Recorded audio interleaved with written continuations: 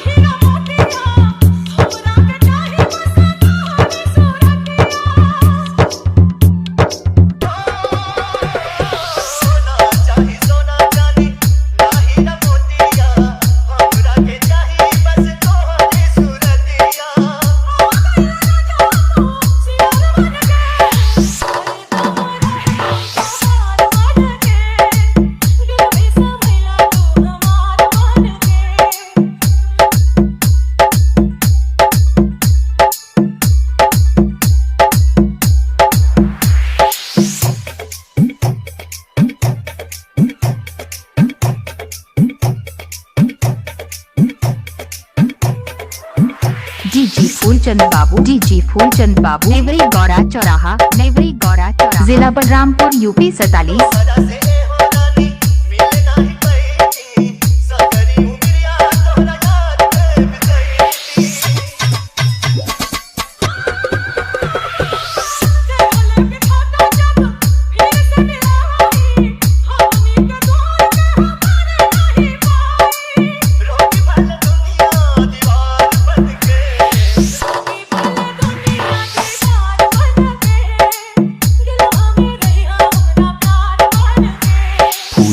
DJ remix Gaura चौराहा वाले।